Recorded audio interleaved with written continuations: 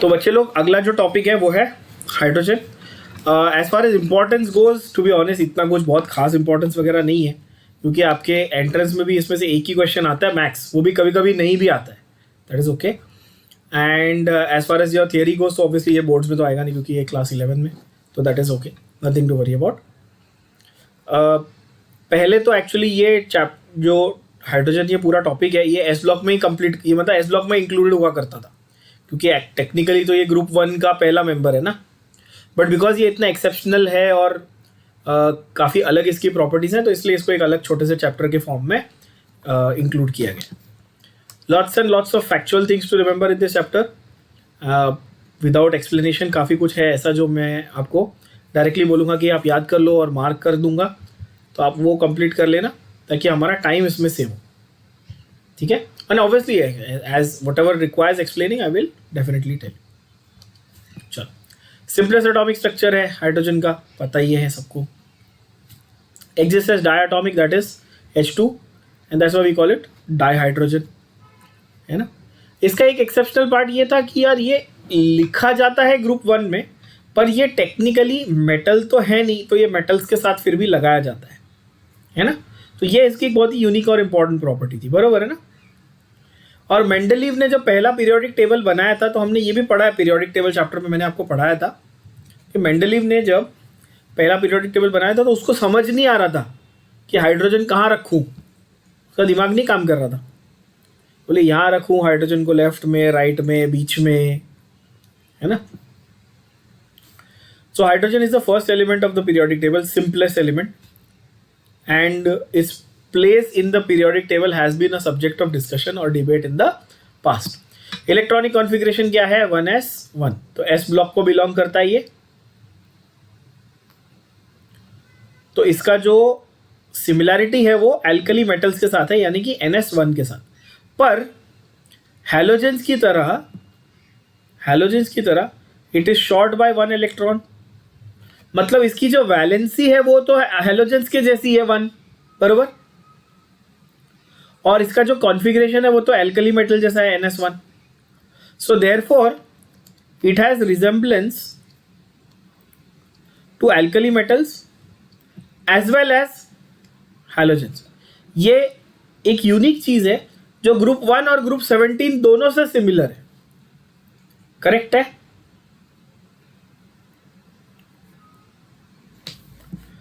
Okay, in terms of ionization enthalpy, hydrogen resembles the halogens. Hydrogen की ionisation enthalpy कितनी है? 1312 kilo joule पर मोल। But जो group 1 group 2 के मेटल्स हैं उनकी तो आयोनाइजेशन एंथैल्पी बहुत कम है, वो तो इजीली लूज करते हैं इलेक्ट्रॉन्स को। पर हाइड्रोजन जो है देखो 1300 किलो जूल एनर्जी मांग रहा है, 1300, मतलब फ्लोरीन की 1600 है, 1600 है, और हाइड्रोजन की 1300 है। रीजन फॉर दैट इज कि हाइड्रोजन अंदर से तो नॉन मेटल ही है ना, है कि नहीं। तो अब वो जैसे वो कपिल शर्मा शो में आता है ना, क्या नाम है उसका, कृष्णा, वो कितना भी लड़की की एक्टिंग कर ले, अंदर से तो कृष्णा ही है ना, वो बोलता है ना बार बार कि अंदर से तो मैं कृष्णा ही हूँ। वैसे ये है भाई, ये जैसे हाइड्रोजन है, ये इसको रख दिया है ग्रुप 1 के साथ, ये बिहेव करेगा मेटल के जैसा, ये कंपाउंड बनाएगा उनके जैसा, पर अंदर से तो ये रियल में नॉन मेटल ही है।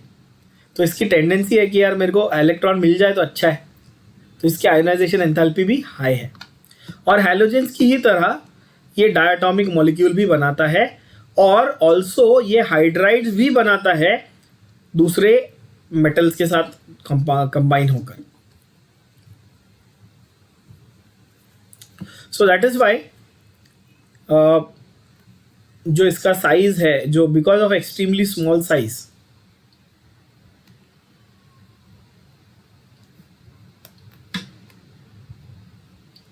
because of extremely small size, H plus cannot exist freely and is always associated with other atoms or molecules. Thus it is unique in behavior. अगर आप नोटिस करेंगे तो हमने ये बोला था पहले, मैंने आपको ये बताया है कि किसी भी ग्रुप में पहला मेंबर एनोमलस बिहेवियर दिखाता है, बरोबर है बच्चों। तो ऑफिशियली या टेक्निकली डेफिनेशन वाइज हाइड्रोजन अपने ग्रुप का पहला मेंबर है ना, तो उसका बिहेवियर तो कंप्लीटली अनप्रिडिक्टेबल होना चाहिए, जो है भी। हाँ, वो किसी से मैच ही नहीं कर रहा, अजीब ही बिहेवियर दिखा रहा है। तो लिथियम को भले ही हम अनोमलस बिहेवियर बोलते हैं मेटल्स में, बट उसका भी बाप है हाइड्रोजन अनोमलस बिहेवियर के मामले में, क्योंकि वो सबसे छोटा है, स्मॉलेस्ट है। और एक इंपॉर्टेंट चीज कि हाइड्रोजन के पास एक ही इलेक्ट्रॉन है, तो जब वो एकलौता इलेक्ट्रॉन भी चला गया तो फिर तो ये एक ऐसा स्पीशीज बन गया जो 0 इलेक्ट्रॉन्स के साथ चल रहा है, बरोबर है। और केमिस्ट्री तो कहती है कि यार किसी भी स्पीशीज को स्टेबल रहने के लिए कम से कम एक इलेक्ट्रॉन तो चाहिए ना उसके पास, 0 में तो वो एग्जिस्ट ही नहीं करना चाहिए। तो हम लोग H+ हमेशा लिख देते हैं, एसिड ने H+ दिया, क्यों लिखते हैं? नहीं लिखना चाहिए ना, क्योंकि ये H+ क्या है, दिस इज, अब क्या बचा इसके पास, न्यूट्रॉन तो पहले से ही नहीं था, एक प्रोटॉन एक इलेक्ट्रॉन था, उसमें से एक इलेक्ट्रॉन भी ले लिया, तो H+ is nothing but a proton. बोलो हाँ कि ना? H+ is nothing but a proton. That is true. But can this proton survive on its own? The answer is no. Then it has to depend on other molecules. जैसे कि H+ has to stay with water in the form of H3O+ that we call as hydronium ion. सही है बच्चों? Same way यही H+ will live with ammonia to form ammonium ion. बोलोगे हाँ यार ये तो होता है, ये तो मालूम है, हमने देखा हुआ है, और ये मैंने बहुत बार बोला है ना, भूखा नंगा हाइड्रोजन। ये क्या करता है, जहां पर भी नाइट्रोजन ऑक्सीजन वगैरह है उनके पास से ये क्या करता है, ये लोन पेयर ले लेता है। क्या करता है बच्चों?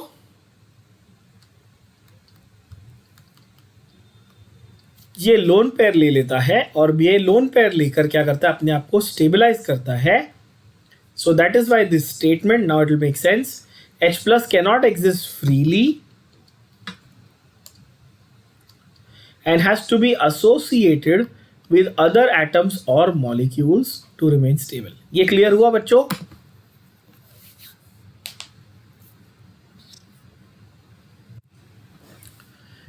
Next part is occurrence of dihydrogen.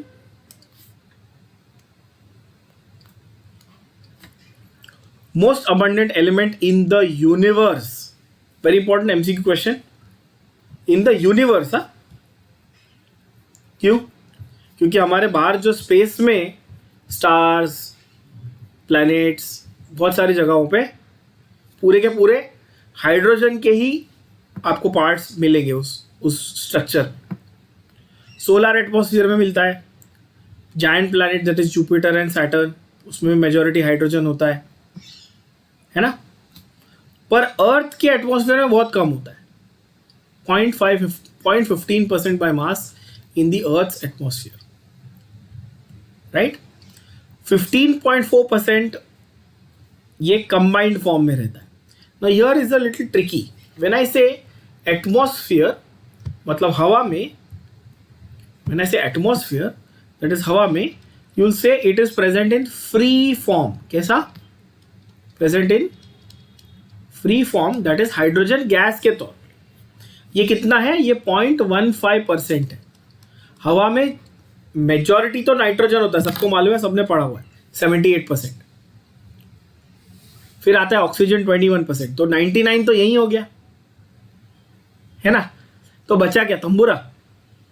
तो बचा थोड़ा बहुत 0.5% कार्बन डाइऑक्साइड, बाकी थोड़ा बहुत जो बचा वो मीथेन एंड अदर गैसेस हो गया, और 0.15% होगा हाइड्रोजन। पर यही अगर कंबाइंड फॉर्म में देखा जाए, कंबाइंड फॉर्म में बोले तो जैसे कि हाइड्राइड सॉल्ट्स हो गए, हाइड्राइड सॉल्ट्स हो गए, है ना, एसिड्स हो गए जो नेचर में मिल रहे हैं, कंबाइंड फॉर्म में अगर देखा जाए तो ये डेफिनेटली ज़्यादा क्वांटिटी है, यानी कि 15.4%। Can I say hydrocarbons are also technically a combined form of hydrogen? Yes. है ना? तो ये combined form में हो जाएगा अर्थ क्रस्ट में.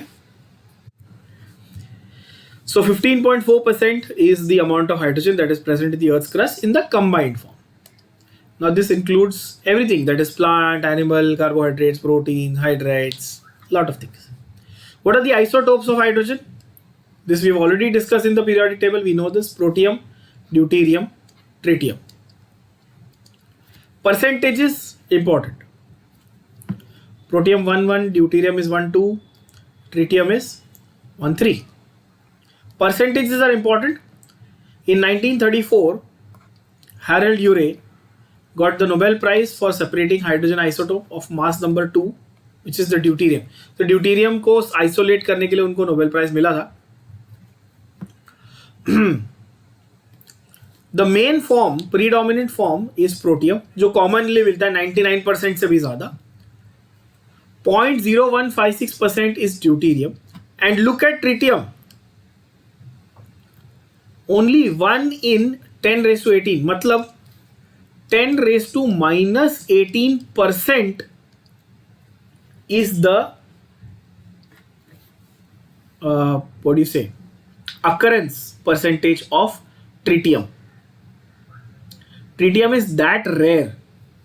Okay, tritium is obviously radioactive and emits the low energy beta particles with a T half, that is half life of 12.33 years.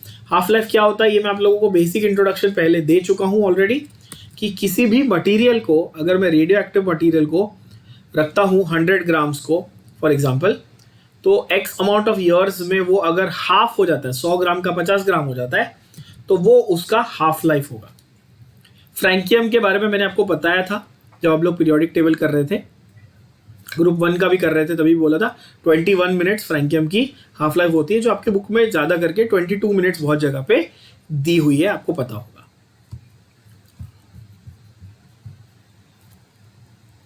Now when you से radio active material, जो 100 ग्राम है वो 50 ग्राम जाता कहाँ पे, तो वो उसके जो पार्टिकल्स हैं उसमें से अल्फा, बीटा और गामा के फॉर्म में वो निकल जाते हैं. They go into the surroundings.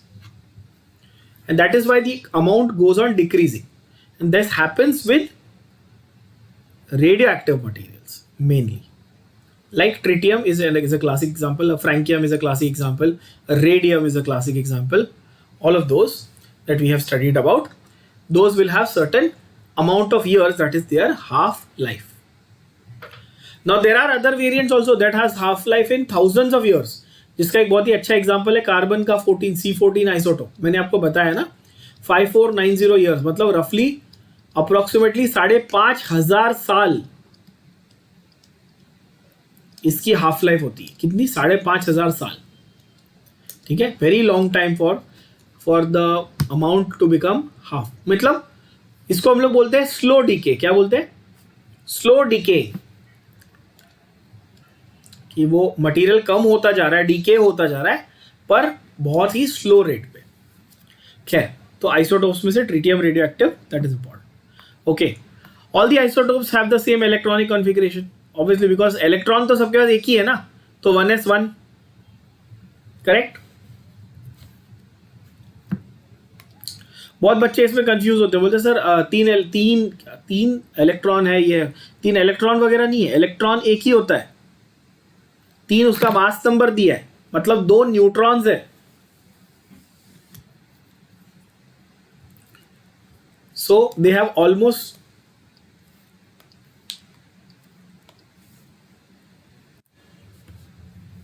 Atomic bombs and all में यूरेनियम यूज होता है.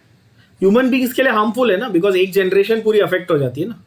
69 ईयर्स का उसका हाफ लाइफ है. आप लोगों ने वो देखी होगी ना, पोखरण मूवी, इंडिया के इसके बारे में.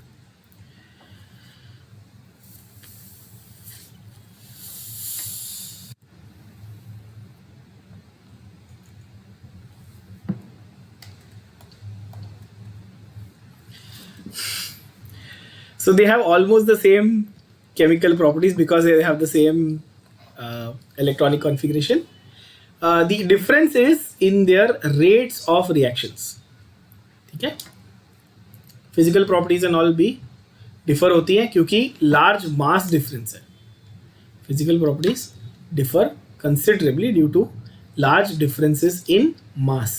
Now you would say sir इतना लार्ज कहाँ डिफरेंस है 1, 2 and 3, बट उसके मतलब कोरिलेशन में अगर देखें 1 का 2 is 50%, like 100% jump, 100% increase, double हो गया ना. तो अपने लिए बोलते हैं हाँ 1 यूनिट मास बढ़ा, बट उसके कोरिलेशन में देखें तो बहुत ज़्यादा बढ़ गया. ठीक है. Now for today what I'll concentrate on is more of the, as I said, the factual things. So I'll give you the first thing that you have to remember, MCQ point of view यहाँ पर, that is mixture of CO and H2 is called water gas. ये हमने MCQs में बहुत बार देखा हुआ भी है और काफ़ी बार आपको ये अलग अलग ऑप्शंस में भी आता है, कंफ्यूज करता है लोगों को. Mixture of CO and H2 मतलब कार्बन मोनोऑक्साइड हाइड्रोजन के साथ जब मैच होता है या मिक्स होता है तो उसको वाटर गैस कहते हैं. As this mixture of CO and H2 is used for the synthesis of methanol. Methanol यानी मिथाइल अल्कोहल बनाने के लिए सिंथेसिस यानी मैन्युफैक्चर में यूज होता है, इसीलिए इसको सेम को सिंथेसिस गैस भी कहते हैं और syn gas. But nowadays this particular syngas is produced from sewage. Why sewage? Because sewage water contains a lot of methane. You know that, right? सबने पढ़ा हुआ है ये स्कूल लेवल पे, मीथेन जिसको हम लोग मार्श गैस भी कहते हैं. तो process of producing syn gas from coal is called coal gasification. ठीक है. So this is a very factual thing that you have to remember, that CO and H2 together is called water gas. This mixture is used for the synthesis of methanol, hence also called synthesis gas. And nowadays it is produced by using sewage and sawdust and scrap wood, basically कचरा, organic कचरा that contain cellulose, उसको use करके बनाया जाता है. ठीक है. तो आज के लिए हम यहाँ पर रुक जाते हैं. जो नेक्स्ट पार्ट है इसका, जो केमिकल रिएक्शंस वगैरह है, वो हम अगले लेक्चर में कवर करेंगे. ओके.